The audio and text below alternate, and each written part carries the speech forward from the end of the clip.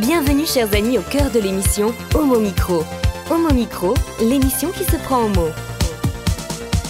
Au cœur de la culture LGBT, QI+, Brahim Naik Balk, entouré de ses chroniqueurs, inonde de couleurs les ondes depuis 2004. L'aventure continue avec cette nouvelle émission qui commence maintenant.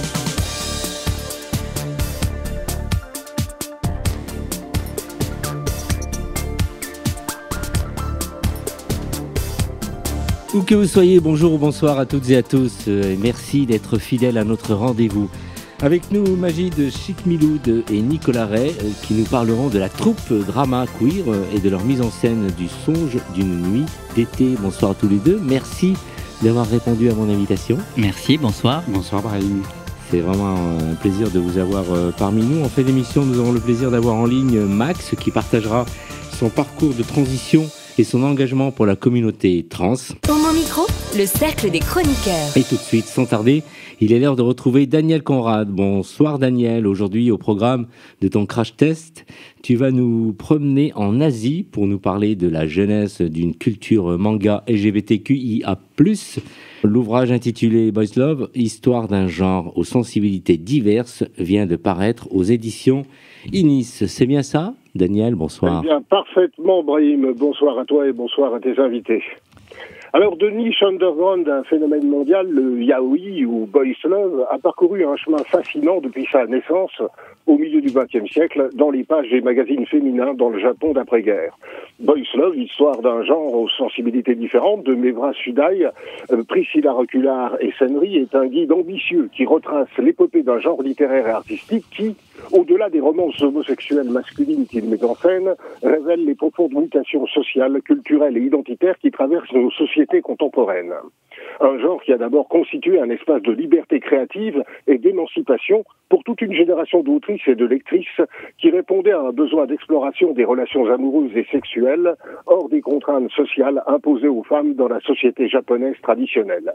Bien que centré sur les relations homosexuelles masculines, le boys love est un genre qui est supposément destiné au public féminin. Il cohabite avec le men's love, un autre genre qui traite de l'homosexualité masculine, cette fois destiné à un public gay. Ces deux genres, bien que possédant des différences thématiques et stylistiques, possèdent aussi des points communs et s'interalimentent. La frontière entre les deux est donc parfois poreuse et il arrive que les deux genres soient confondus. Le public est aussi particulièrement partagé, avec des hommes gays qui lisent du boys love et des femmes qui lisent du men's love. Alors Daniel, que nous proposent les autrices de ce guide très intrigant ? Eh bien, l'ouvrage dévoile comment, de ses origines modestes, le boys love a progressivement conquis une audience internationale. D'abord en essaimant vers la Corée, la Thaïlande et Taïwan, où il a donné naissance à des variations culturelles spécifiques, puis en gagnant l'Europe et les États-Unis, où il a rencontré des communautés de fans enthousiastes. Cette expansion géographique s'est accompagnée d'une remarquable diversification du lectorat, attirant non seulement des fans de tous âges, mais aussi des hommes principalement gays, et des personnes non binaires, quelle que soit leur orientation sexuelle. Le guide analyse avec finesse la façon dont le genre a su transcender ses codes initiaux pour investir des territoires narratifs variés, du drame psychologique au thriller politique, de la science-fiction spéculative à la fantasy épique, en passant par des récits de tranches de vie ancrés dans le quotidien contemporain. Cette hybridation avec d'autres genres a considérablement enrichi le boys love, lui permettant d'aborder des thématiques sociales, politiques et existentielles de plus en plus complexes. Le chapitre consacré à l'évolution médiatique du boys love est particulièrement éclairant, démontrant comment il s'est progressivement affranchi du support manga pour conquérir l'univers de l'anime, des dramas télévisés, des romans, des jeux vidéo et même du cinéma. Cette transposition intermédiatique a non seulement élargi son audience, mais a également permis l'émergence de nouvelles approches esthétiques et narratives. Au cœur de l'ouvrage se trouve un panorama détaillé des œuvres incontournables et des artistes majeurs qui ont façonné le genre. Des pionnières comme Moto Hagio ou Keikyo Takemiwa aux créatrices contemporaines telles que Fuki Fumino ou Nagabe, le guide dresse un portrait complet de l'évolution stylistique et thématique du boys love à travers ses figures de proue. Les œuvres sont analysées tant pour leur qualité intrinsèque que pour leur impact culturel et social. Et si tu nous en disais un peu plus sur le côté de la, LGBTQIA+, de ce genre, s'il te plaît, Daniel ? Eh bien, Brahim, les protagonistes du yaoi ou boys love sont pour leur majorité des beaux garçons, des adolescents ou des jeunes hommes plus ou moins androgynes, que le spécialiste James Welker décrit comme un mélange des esthètes décadents européens du 19e siècle, des petits chanteurs de Vienne, des célébrités androgynes telles que David Bowie et de la figure de la belle jeune fille.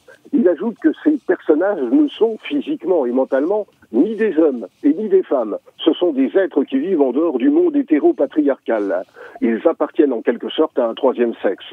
Ils sont essentiellement homosexuels, c'est-à-dire qu'ils sont romantiquement et sexuellement attirés par d'autres jeunes hommes, bien que ce ne soit pas toujours de façon exclusive.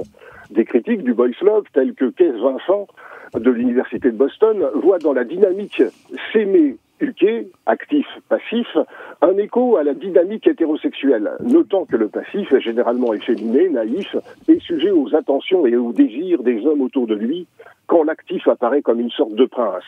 Mais la spécialiste littéraire Yoko Nakabuko récuse cette lecture hétérosexuelle de la dynamique s'aimer-uké. Nakabuko note que si le passif est essentiellement féminin, il conserve des traits masculins et que l'actif possède lui aussi des traits tant masculins que féminins.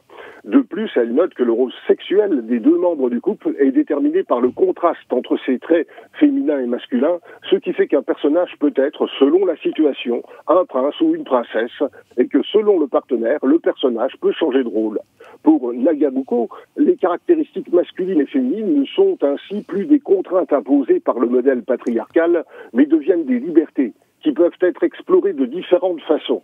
La section examinant les rapports complexes entre le boys love et les mouvements de défense des droits LGBTQIA+, est particulièrement pertinente. L'ouvrage ne cache pas les critiques formulées à l'encontre du genre, parfois accusé de proposer une vision idéalisée ou fétichisée des relations homosexuelles masculines. Mais il met également en lumière comment le boys love a contribué à sensibiliser un large public aux questions d'identité de genre et d'orientation sexuelle dans des contextes parfois hostiles à ces discussions. Et qu'en penses-tu, Daniel, de tout ça? C'est un coup de cœur? Mais c'est une véritable découverte pour moi. Richement illustré et documenté, Boys Love, histoire d'un genre aux sensibilités diverses, impressionne par sa capacité à embrasser la complexité d'un phénomène culturel trop souvent réduit à ses aspects les plus superficiels. En retraçant l'évolution du Boys Love depuis ses racines jusqu'à ses multiples ramifications contemporaines, l'ouvrage offre bien plus qu'un simple panorama de romans, de mangas romantiques. Il propose une véritable lecture sociologique de la façon dont les récits de désir transforment les imaginaires collectifs. Un outil précieux tant pour les néophytes curieux que pour les amateurs chevronnés, qui démontre avec éloquence comment un genre né dans la marge est devenu un puissant vecteur de réflexion sur nos identités contemporaines et témoigne des profondes mutations dans la façon dont nos sociétés appréhendent l'amour, le désir et l'identité au XXIe siècle. Merci Daniel. Peut-être une question. Brahim, Oui. Juste un petit, je voulais remercier, des remerciements. Voilà, un grand merci à Emmanuel Verniquet de l'agence Game of Com, Sarah Embert des éditions Yénis et Margot Istre pour sa culture critique du Boys Love. C'est fait. Merci. J'allais justement, pendant que tu es encore avec nous en ligne, c'est de faire parler un peu nos invités. Est-ce qu'ils sont inspirés Nicolas, Magid? Inspiré par l'univers japonais. Effectivement, oui. Je suis assez peu familier de cet univers-là, donc j'ai écouté avec beaucoup d'attention. Tu découvres. Voilà. Même chose pour toi. Même chose pour moi. Ouais.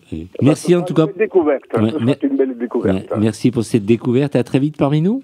Bonne émission à vous tous. Merci beaucoup. Merci. Au revoir, merci. Homo Micro, l'invité du jour. Et nous en arrivons à nos amis de la troupe Drama Queer, Songe d'une nuit d'été, mise en scène par Magid Chikmiloud. Alors, avant de l'interview auprès de vous, dites-moi un peu l'équipe, en quoi elle consiste, combien de comédiens sont autour de vous? Alors, on est 19 comédiens. Ouais. Ce sont des membres de l'association Outsiders. Donc, en fait, la troupe Théâtre Drama Queers fait partie de l'association Outsiders, qui est une association maintenant pluridisciplinaire, aussi bien sportive que culturelle, avec l'arrivée du théâtre maintenant depuis quelques années. Et donc, au sein de cette troupe, on a 19 comédiens, comédiennes de un peu partout. Et qu'est-ce qui t'a inspiré justement à créer cette troupe-là et comment est née cette troupe? Alors, comment est née cette troupe? Il Il y a déjà 6 ans, je dirais, moi-même j'étais un adhérent de l'association Outsiders et j'étais donc adhérent et je faisais de la danse au sein de cette association. Et pendant 2 ans, j'ai pratiqué la danse là-bas. Et donc moi, dans mon parcours personnel de comédien et metteur en scène, au fil des discussions, je m'étais dit que ce serait pas mal de proposer un atelier de théâtre de création au sein de l'association qui n'existait pas. Parce que je trouvais que... il y avait pas, enfin en tout cas il y avait peu à ma connaissance d'associations LGBTQIA+ qui proposaient une activité théâtre et je me suis rendu compte qu'il y avait pas mal de personnes queer qui ne se sentaient pas forcément à l'aise dans des compagnies de théâtre classiques comme Self Place ou autres. Et donc à l'époque j'ai conversé avec le président de l'association de l'époque qui est Patrick Fakinetti, à qui j'ai proposé et demandé de faire un cours de théâtre. Et donc, grâce à lui, on a pu, après 1 an de travail, proposer cette activité qui a démarré l'année qui a suivi. Et ça a été un gros succès. Il y a eu énormément d'adhérents, d'adhérentes. Et donc voilà. Et donc moi, j'avais vraiment envie de faire briller, on va dire, la communauté au sein de cette activité-là. Nicolas Ray, en tant que collaborateur artistique, mais c'est un bien grand mot. Comment est-ce que tu contribues justement à la mise en scène et quel est ton rôle au sein de cette troupe? L'association Outsider fonctionne grâce à des bénévoles, on les appelle chez nous des ambassadeurs. Donc moi je fais partie du trio d'ambassadeurs pour le créneau de théâtre du lundi qui est du coup en charge de la création. Et donc ma contribution c'est d'épauler Magid dans l'écriture, la réécriture et l'adaptation du texte, suivre les différentes versions parce que c'est un texte qui a beaucoup évolué au cours des mois pour pouvoir proposer à chaque membre de la troupe d'avoir une partie à défendre, une belle partition et d'avoir son temps à lui aussi ou à elle sur le devant de la scène. Je contribue en essayant autant que faire se peut de communiquer toutes les informations pour organiser les répétitions. Et puis cette année, on s'est dit qu'il nous fallait un défi supplémentaire, donc on s'est aussi un peu lancé dans de la création de costumes. Ah oui. Voilà, donc un peu touche à tout. Magid, quelles sont un peu les valeurs fondamentales que tu essayes de transmettre à travers ta mise en scène et du Songe d'une nuit d'été, qui est un beau titre d'ailleurs. Le titre Songe d'une nuit d'été, donc de William Shakespeare, que j'aime beaucoup et que j'ai réintitulé Songe queer d'une nuit d'été parce qu'il y a des parties à l'intérieur que j'ai moi écrit en pensant à des personnes de l'association. Certains que je connaissais déjà qui avaient déjà fait cette pratique théâtrale auparavant et des nouvelles personnes aussi. Donc moi, dans ma démarche artistique au sein de cette association, pour moi c'est très important de créer des ponts dans la communauté. Je crois vraiment qu'en tant que minorité dans la société, c'est important de créer des ponts pour exister tous ensemble dans la bienveillance et dans plein de choses à défendre. Et j'ai choisi cette pièce parce que, donc déjà c'était un beau challenge. À la base, la pièce c'est Shakespeare, et ce que je trouvais intéressant dans cette pièce, c'est qu'elle a été écrite il y a très très longtemps, et on suit des personnages au départ qui sont inspirés de la mythologie. Le roi Thésée, qui à la base est un grand guerrier très viril, et en fait cette nuit va être magique. Pour cette nuit-là, il va vouloir célébrer son mariage de lui et de la reine Hippolyte, alors que lui, à la base, c'est vraiment un gros symbole de la virilité. Ouais. Sauf que cette nuit-là, on va dire, aborder la sensibilité. Et à travers ça, il y a plusieurs histoires qui s'entremêlent. Il va y avoir justement deux amants qui vont vouloir être ensemble. Là, d'ailleurs, c'est dans le texte original, c'est un homme et une femme. Et là, j'ai choisi 2 femmes. Donc, c'est Lysandra et Hermia qui décident d'être ensemble, mais le père s'y oppose parce que pour lui c'est impossible, 2 femmes ensemble. Donc ça va être une nuit où tous les possibles vont avoir lieu. Il va y avoir cette rébellion des amants qui vont se réfugier dans une forêt. Et dans cette forêt, il y a des fées. Et il y a le roi et la reine des fées qui se disputent cette nuit-là et qui vont s'amuser aussi à travers le personnage du lutin Puck, d'aller un peu brouiller les pistes et de faire changer les différents couples dans des amours un peu interchangeables.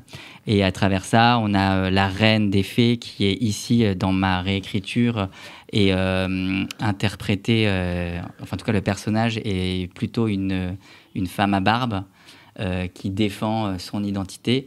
Et moi, j'avais envie de mêler ces différentes identités fluides comme ça à travers cette nuit-là.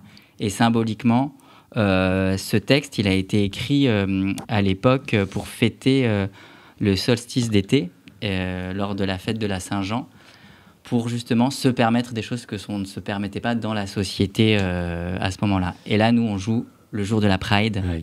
Et donc, ça faisait sens de parler de toutes ces thématiques-là à l'intérieur de cette pièce. Nicolas, comment les membres de la troupe réagissent à l'adaptation de cette œuvre classique dans un contexte qui touche à l'expérience LGBT+. Je pense que globalement, c'est plutôt bien vécu. Il n'y a pas de levée de bouclier ni rien et tout le monde trouve quelque chose qui vient résonner en lui ou en elle. Donc c'est quelque chose qui est plutôt très bien accueilli. Et si on prend un peu plus de recul aussi par rapport à l'association, cette année, pour la toute première année, on s'est doté d'une charte inclusion-diversité et chaque nouveau adhérent ou nouvelle adhérente a dû la signer et s'engager à la respecter en début d'année. Donc ça donne aussi un cadre, une ampleur un peu différente et plus globale au travail qui est proposé par Magid, qui s'inscrit vraiment dans la dynamique dans laquelle on inscrit l'association et ça vraiment défend les valeurs dans lesquelles on croit. Ça fait plusieurs années qu'on se défend et qu'on essaye de mettre en place des mesures pour favoriser, encourager la diversité au sein de l'association. Moi, j'y suis pas depuis si longtemps que ça, mais je peux déjà observer qu'au cours des 2-3 dernières années, on a de plus en plus de femmes qui sont présentes. On a aussi de plus en plus de personnes qui sont en cours ou qui ont vécu une transition et ces personnes sont accueillies pour qui elles sont, indépendamment de leur origine, de leur parcours de vie, mais juste parce qu'elles sont et qu'on a plaisir à être toutes et tous ensemble. Une troupe où vous êtes très nombreux. Magid, j'aimerais que tu nous parles un peu maintenant du travail, du défi que tu as rencontré lors de la préparation de cette pièce et comment tu les as surmontés, parce que alors, c'est un gros travail avec beaucoup d'envie, de passion et d'exigence. En effet, déjà s'attaquer à une pièce, vraiment une grosse pièce avec 19 personnes, c'est énorme, c'est quasiment inédit, que ce soit dans l'associatif ou même dans le professionnel, ça se fait de moins en moins parce que c'est compliqué à faire. On reste une association amateur, mais c'est vrai que moi, en tout cas, j'aime croire, c'est ma vision à moi, je les considère pas comme des amateurs. Pour moi, ils ont les mêmes capacités que les autres, et je vois très vite en eux les potentiels, et je les pousse vraiment à une grande exigence, parce que en fait je les considère vraiment comme des comédiennes et des comédiens, et j'ai vraiment envie de les faire briller et de montrer le meilleur d'elles et d'eux-mêmes. Donc c'est un gros challenge de par le texte, parce que il y a beaucoup de personnes qui débutent le théâtre et c'est pas facile le théâtre. C'est un investissement, c'est un apprentissage de texte, c'est un travail sur soi, c'est l'acceptation du regard de l'autre, c'est savoir être avec les autres, c'est vraiment beaucoup de choses et c'est pas rien, et je sais que c'est pas facile, mais en fait j'essaie de mon mieux de percevoir les différentes énergies, d'écrire pour certaines personnes quand je perçois des choses et de faire un peu une sauce avec tout le monde. Oui. et de réussir aussi à satisfaire tout le monde, que tout le monde ait une partition à défendre lors de ce gros spectacle. Et puis aussi, gérer 19 personnes, c'est comme une entreprise, hein, c'est gérer des plannings, c'est réussir à avoir tout le monde. Et donc, c'est arriver à toujours trouver des petites billes pour travailler quand une personne est là ou une autre personne n'est pas là, et de jamais être perdu dans le projet, en fait. Ouais. Et de toujours garder cette envie et cette joie de créer ensemble. Nicolas, qu'en penses-tu ? Est-ce que tu penses que le théâtre permet d'explorer, les thèmes comme l'acceptation de soi et l'altérité au sein de la communauté LGBT+. Tu as parlé qu'il y avait des gens en transition déjà qui... Il y a des personnes en transition. Alors, je pense qu'il y a deux façons de répondre à ta question. Là, par exemple, si on prend le texte, oui, on explore ces sujets-là. Après, et je ne veux pas parler à la place de Magid, mais on n'est pas un groupe non plus d'art-thérapie. Donc, ça va plus être de l'ordre du vécu individuel. Il y a peut-être des personnes pour qui ça peut jouer un rôle à un moment donné pour faire un petit bout de chemin, avancer vers un peu plus d'acceptation de soi ou de meilleure compréhension de l'autre. Nous, on est vigilants à ce qu'il n'y ait pas de mauvais comportements. Ça, c'est la part qui nous appartient et sur laquelle on peut agir. Mais voilà, donc je pense qu'il y a plusieurs façons de répondre à cette question-là. Il y a une partie qui est de notre ressort et une autre qui, là, est plus individuelle et personnelle. Magid, tu voulais ajouter ? Oui, après, comme le dit Nicolas, faut pas confondre l'art-thérapie et le théâtre, et faut vraiment faire très attention à ça, parce que, et quel que soit le milieu, hein, le théâtre, on dit toujours oui, c'est bien pour le développement personnel, c'est vrai, c'est très bien pour le développement personnel, mais il faut pas confondre la thérapie, c'est vraiment, faut être spécialiste, faut être un thérapeute pour pouvoir accompagner les gens. Donc, faut vraiment utiliser cet outil comme, on va dire, comme un levier pour le développement personnel et pour le plaisir d'être les uns les unes avec les autres. Le message que vous souhaitez passer à travers cette pièce-là, je veux dire, aux gens qui vont, par exemple, voir cette pièce, est-ce qu'il y a un message ? Bah oui, il y en a même plein. C'est aimons-nous, quelle que soit notre identité. Ouais. Et quelle que soit notre identité de genre, notre milieu social, ça parle un petit peu de tout ça, la pièce. Beaucoup de sportifs, en fait. Quelles sont les activités sportives qui sont pratiquées ? Au sein de l'association ? Alors, déjà, on est une association qui, cette année, regroupe plus de 600 adhérents et adhérentes. Et on a une diversité de pratiques qui fait que je pense que tout le monde peut s'y retrouver. Il y a du yoga, il y a de la natation, il y a du water-polo, il y a du handball. Il y a des bébés nageurs aussi, parce qu'il ne faut pas oublier que dans le monde dans lequel on vit, il y a aussi des parents LGBT. Donc, c'est un autre moyen aussi de se rencontrer et de pratiquer une activité avec son enfant. L'escalade, je crois que je l'ai dit. Il y a de la danse urbaine, mais tu en avais parlé tout à l'heure, Magid. Voilà, donc il y a du cheerleading. Il y a du cheerleading, il y a de la gymnastique douce, il y a du fitness. Voilà, donc c'est assez varié. Et du pilates. Du pilates. Et alors, les personnes donc, qui souhaitent rejoindre votre association, est-ce que c'est toujours possible d'ailleurs ? On imagine que là, on est en fin de saison, donc c'est plutôt pour septembre là. Est-ce que la troupe se produit ? À quel moment ? Dites-nous tout à ce sujet. Alors, la troupe va se produire le 28 juin au Théâtre Ouvert, à 20h, avenue Gambetta, Paris 20e. Et donc, évidemment, toutes les personnes curieuses sont les bienvenues. Il y a un petit lien qui est diffusé sur le site de Outsiders et aussi sur les réseaux sociaux, Instagram, Facebook, si les personnes veulent réserver, donc à 20h. Donc là, il y aura pour le théâtre, si les personnes veulent voir le théâtre. Après, moi, je parle du théâtre parce que c'est la partie que moi, je maîtrise et que je connais plus. Mais il y a plein d'autres événements dans l'association au cours de l'année et même, je crois, il y a plein d'autres événements là à venir. Il va y avoir demain, il me semble, un concert, ou ce week-end, un concert de la chorale à Montreuil. Il y en aura un deuxième, KGMAP, à 17h15 le 29 juin.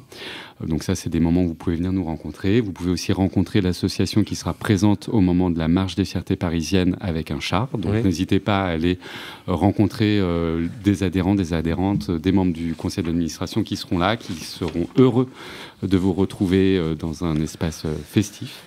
Et pour répondre à la première question sur les réinscriptions, alors on n'a pas encore la date, les réinscriptions et inscriptions, on n'a pas encore la date officielle, mais tout se fera plutôt à la fin de l'été, donc fin août, début septembre, et ça sera via notre site internet, donc qui est outsider.paris. Et évidemment, il y a toujours, comme chaque année, le forum des associations, où Outsiders a différents stands pour les différentes activités. Merci à vous, en tout cas longue vie à votre association. Donc la marche, vous allez vous produire le jour de la marche à la fierté, vous allez pouvoir participer quand même à cet événement? Eh bien, on participe de tout cœur à cet événement en faisant notre grosse répétition en journée pendant que nos amis seront en train de faire la marche. Et nous, on sera en train de faire les derniers raccords techniques au théâtre ouvert, donc on ne pourra pas marcher. Mais l'avantage de faire partie d'un collectif de plus de 600 personnes, c'est qu'ils nous représenteront et quand viendra la tombée de la nuit, on prendra le relais et on portera les couleurs de l'association à ce moment-là.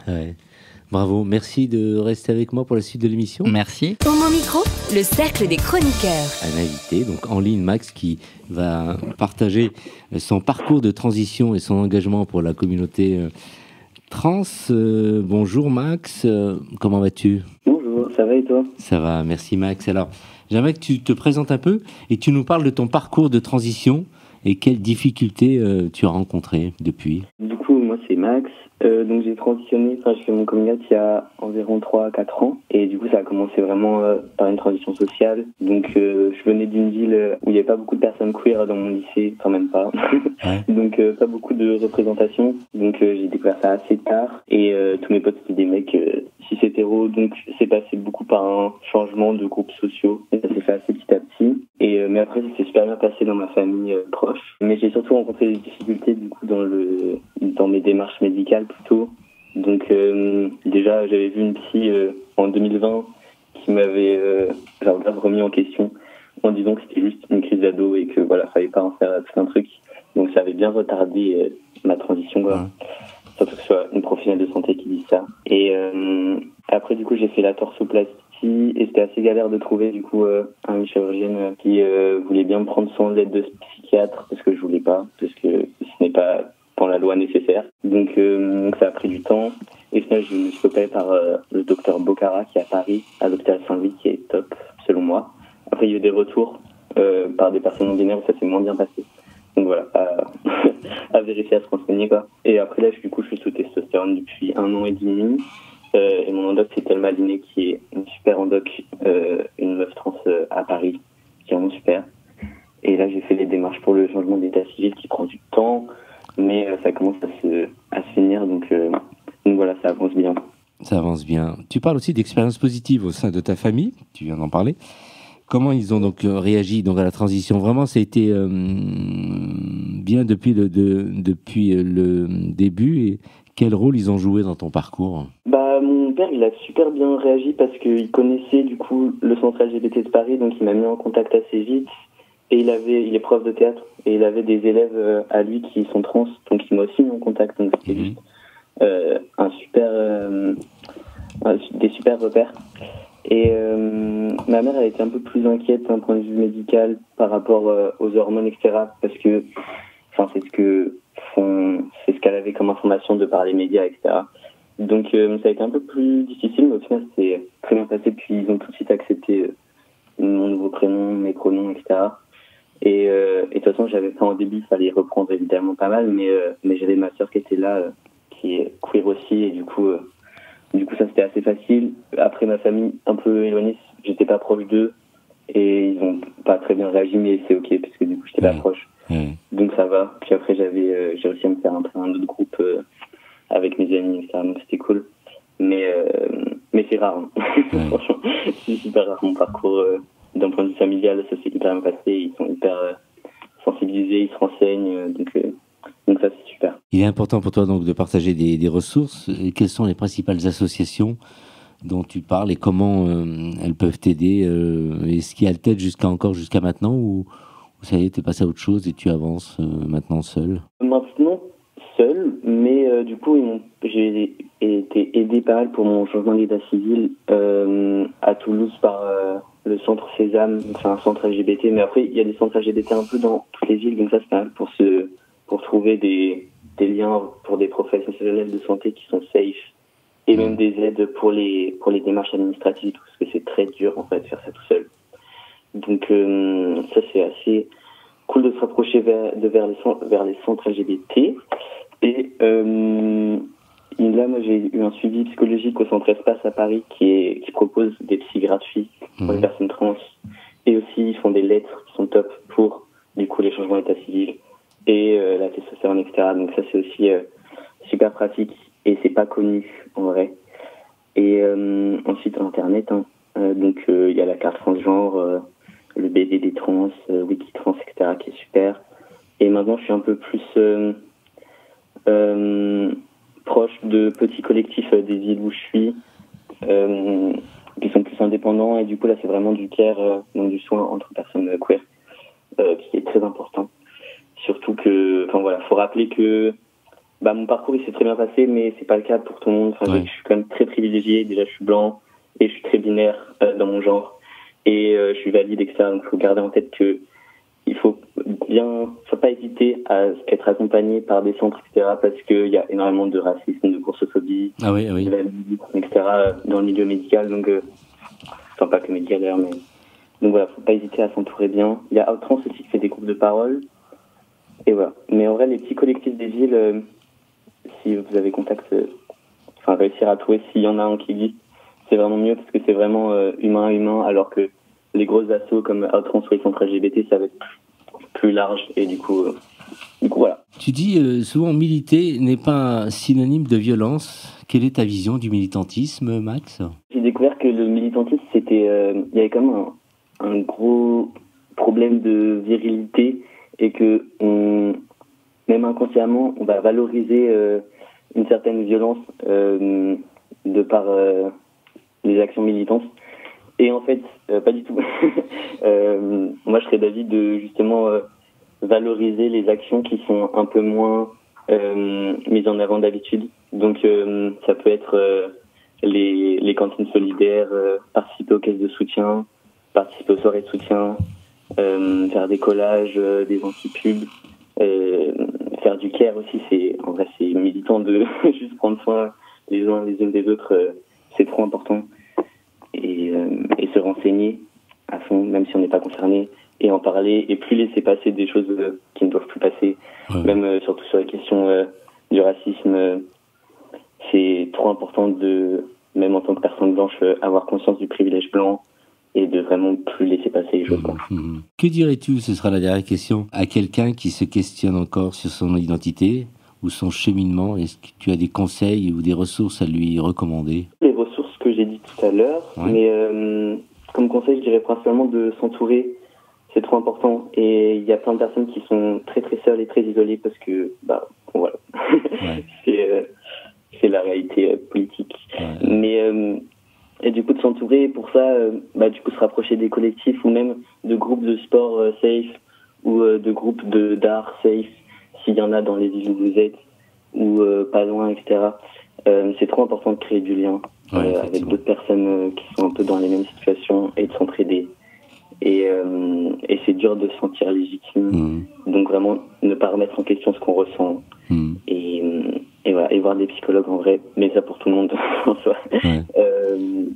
Et il y a des aides pour les psychologues en vrai dans les centres LGBT, et du coup à Paris, le centre Espace en vrai, c'est super un bon plan je trouve, puisque les psys gratuits c'est très rare. Max, c'est une émission qui est enregistrée aujourd'hui, donc tu n'étais pas là au début, donc je rappelle que tu habites, donc tu nous appelles depuis Toulouse, et que tu vas d'ailleurs très prochainement rejoindre Paris. Je vais laisser la parole à mes invités qui se sont exprimés juste avant toi et qui vont reparler un peu de leur association, qui va certainement te parler. J'ai demandé à Magid de prendre un peu la parole et tout se rejoint un peu, Magid, avec ce que vient de dire Max et le travail que vous faites au sein de votre association. Tout à fait. Je rejoins entièrement Max et notamment j'ai beaucoup aimé quand il a parlé du militantisme non violent.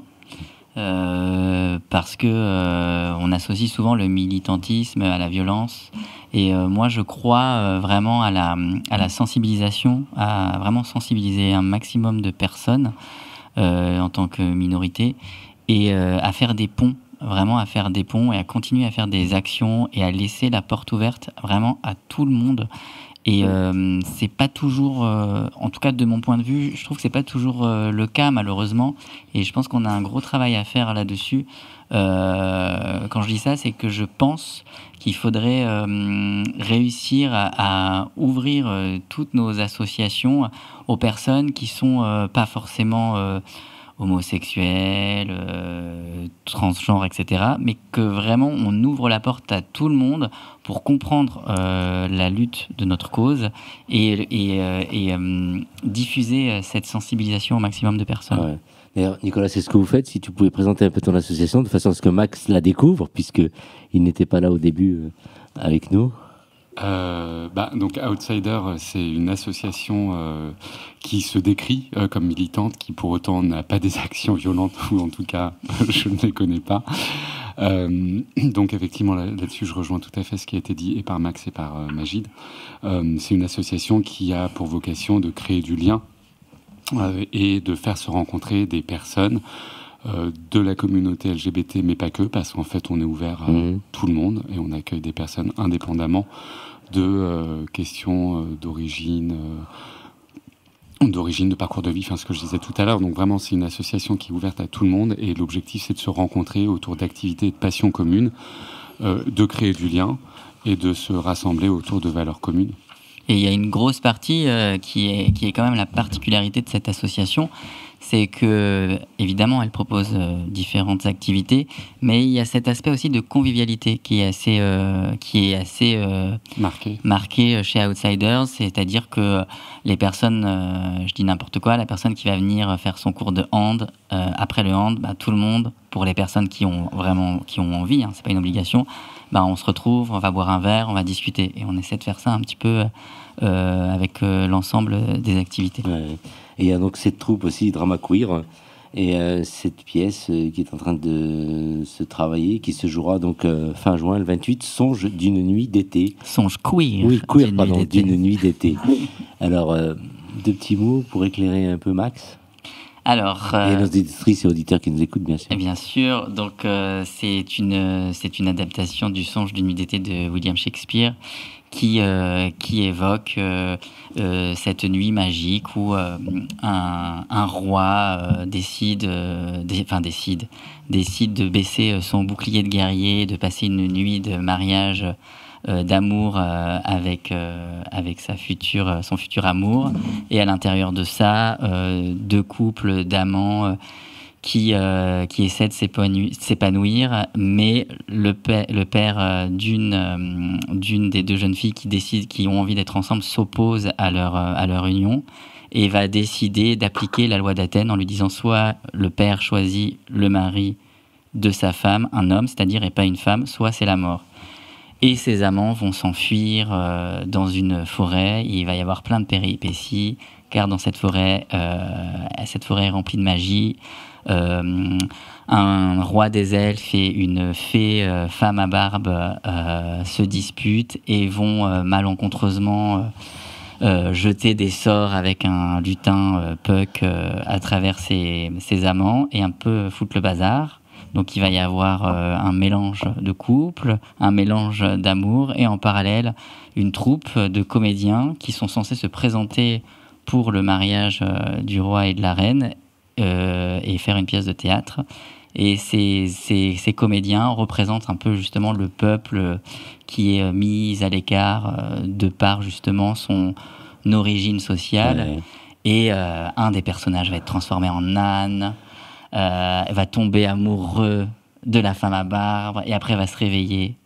Je vous spoil pas le reste, mais c'est une nuit magique, mais le message et la fin est très positif. Donc tu es le metteur en scène. Merci Magid. Nicolas, rappelle-nous ton rôle. Moi je suis ambassadeur du créneau, donc je suis bénévole au sein de l'association, et j'aide Magid avec deux autres ambassadeurs à faire en sorte que tout se passe bien et qu'on soit tout prêt le 28 juin pour vous retrouver au Théâtre Ouvert à 20h. En conclusion, Max, tu voulais ajouter, avec tout ce que tu viens d'entendre et ton intervention ajoutée aussi? Je voulais juste demander, Outsider, du coup, c'est une association de Paris ou c'est national? C'est Paris. C'est une association parisienne. Ouais. Ok, trop bien. D'accord. Bah, trop stylé en tout cas. Ouais. Et trop bien pour la pièce de théâtre, ça a l'air vraiment cool. Ouais. Surtout Shakespeare, il y a de quoi réfléchir niveau réadaptation queer. Ouais. Complètement. Ouais, effectivement. Bon, de toute façon, tu es dans l'univers théâtre, hein, donc tu as très vite capté. En tout cas, très vite à Paris, Max. Ouais, Hein? carrément. À très vite à Paris. Merci pour ton intervention et ton témoignage. Merci à toi pour l'invitation. Ouais, et au plaisir en tout cas. À très bientôt. Au revoir. Homo Micro, le podcast qui se prend au mot. Dans le podcast de cette semaine, je vous propose de quitter un instant les sentiers battus du reggae pour emprunter un chemin un peu plus sinueux, un peu plus mystique. Un chemin où les cuivres dansent avec les rythms, où la spiritualité frôle le jazz, où la contestation rime avec improvisation. On parle de Groundation. To those who think they fit, who can judge us all, yeah. They don't know how my people cry, oh, they suffer, and darling, all of them claim that it is the end, yes, but they will never know, for in their hearts is only gold, and what they know, what them saying is Jarrah. Well, all along, they shield themselves off from the light. But hand in hand, we await the rising sun. We free people will unite and crown the champion down. It takes a weak heart to judge one another. It takes a weak heart to judge those who suffer. It takes a weak heart to judge one another. It takes a weak heart to judge those who suffer. L'histoire commence en Californie à la fin des années 90. Un jeune étudiant du nom de Harrison Stafford, passionné de reggae, roots et de jazz expérimental, décide de fonder un groupe qui serait à la croisée de ces deux univers. Pas pour les mélanger grossièrement, mais pour en tirer une langue musicale nouvelle. Groundation est ainsi né.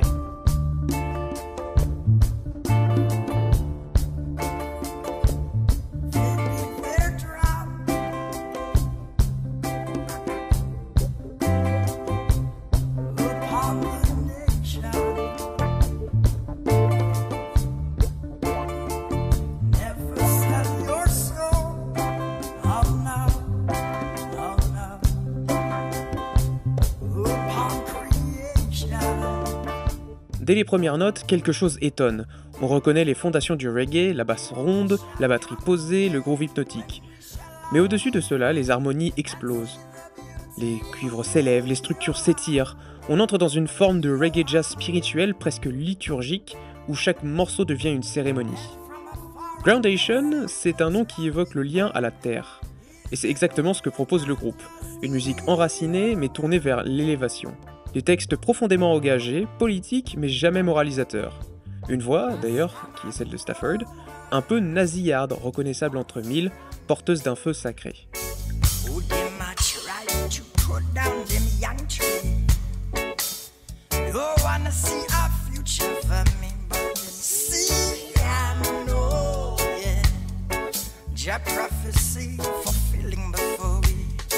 Le groupe s'impose très vite comme une exception dans le paysage reggae. Leur deuxième album, Each One Teach One, puis Hebron Gate en 2002, les révèle au public international. Sur scène, c'est une transe. Groundation ne joue jamais deux fois le même morceau de la même manière. Improvisation solo, rupture de rythme, ils viennent du jazz, ils le revendiquent, et ils l'emmènent jusqu'en Jamaïque. Mais ce qui frappe le plus, c'est la cohérence du message. Groundation parle de lutte, de résistance, de colonialisme, de foi rasta, de libération des peuples. Mais toujours avec une exigence musicale rare. Pas de slogan facile, pas de refrain martelé, juste une parole construite, poétique et urgente. When the youth man say, I have come a long way. between the earth and Zion. And then the warrior said, I too have made my way as I roll upon this road of iron. Man, I say, and the man go, and they shall leave, but we shall stay to face this dragon war. And the man go, and they shall leave, but we shall stay to face this dragon war. For the fool, the one saying, oh, like the sand of the seashores we shall lie. Oh, the fool, the one saying, oh, the time shall come when I and I testify. Warning out of the masses, cast us into the hold of Babylon. Run up Panama, Sinai, oh, most I could make it so. Judge, no savior. I sit upon a no rock Lord. Judge, I know no savior. I'm coming from the tribe of Judah. Judge, I know no savior. I lie beyond a wailing wall. Judge, I know no savior. I'm coming from a heart of dragon wall.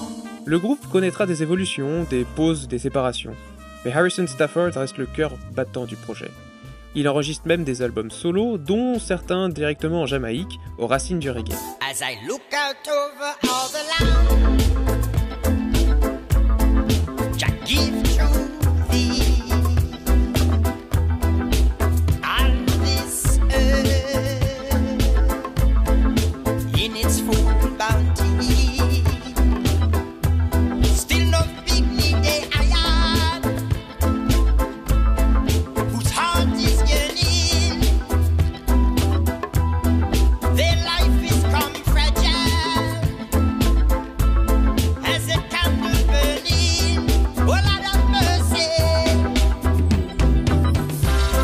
just shine like the rainbow out of Mount Zion.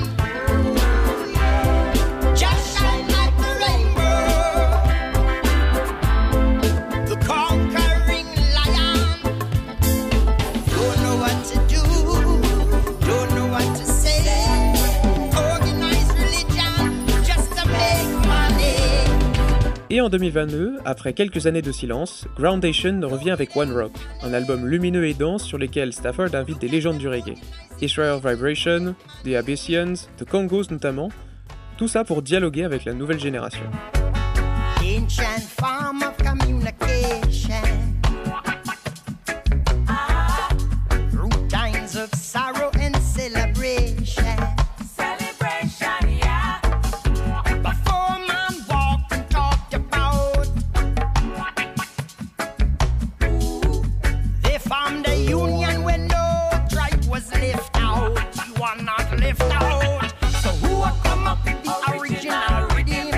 The heartbeat and the human voice. Open up the heavens of possibilities, expanding our minds into infinite degrees. So the melody you choose may bring health and strength to you, while others can destroy and some will renew the powers inside of you. Who knew?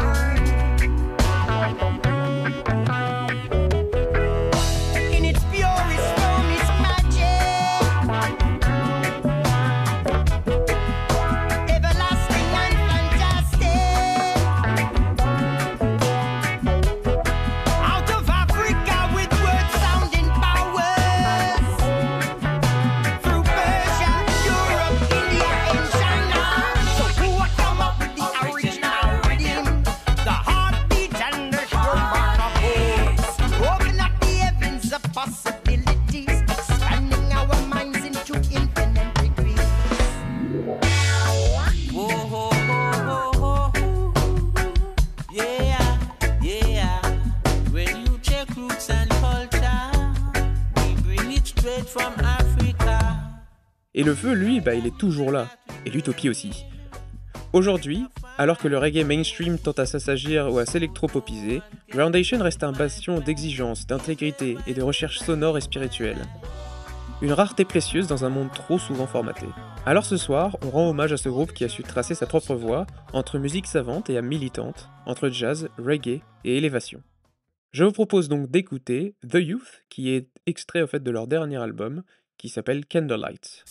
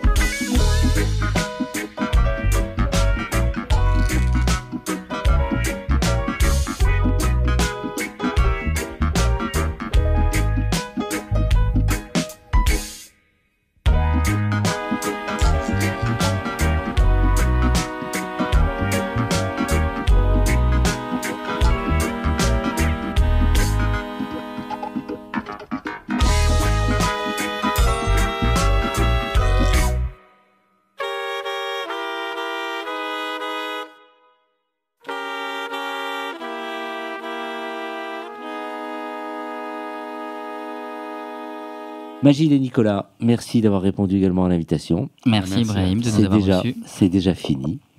Eh ben, c'est passé super vite. Ouais. On reviendra l'année prochaine. Ouais. Bah écoutez, il faut très très vite prendre rendez-vous. Donc la porte est ouverte et les micros également pour vous. Alors un petit salut à toute votre petite troupe. Ce sera transmis. Et plein de bonnes choses. Merci beaucoup. Merci beaucoup. Au revoir. Au revoir. À très très vite. Ciao ciao. Hey! Oh non! Cette émission est maintenant terminée. Mais un conseil, retrouvez l'ensemble des podcasts d'Homo Micro, l'émission qui se prend au mot, sur toutes les bonnes plateformes de streaming.